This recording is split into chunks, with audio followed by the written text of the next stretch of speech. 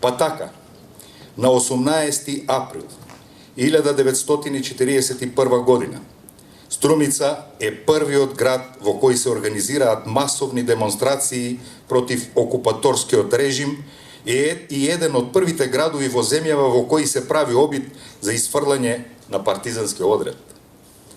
Ако првичните обиди поради недостаток на оружје биле со краток здив, веќе во јули 1942 година формирано е јадро на партизански одред со конкретни антифашистички активности. Конечно, во 1944 година бил формиран Струмичкиот партизански одред под команда на Боро Поцков Мирко. Победоносниот поход на Струмичкиот партизански одред се случил токму на денешниот ден пред 75 години, кога партизаните со својот командант од Попчево преку ридот Коритниче влегле во Струмица, каде радоста на струмичани била огромна. Тие со големо воодушевување ги пречекале ослободителите, имајќи во предвид дека конечно се става крај на нивното угнетување предизвикано од хитлеровите фашистички орди и нивните сојузници.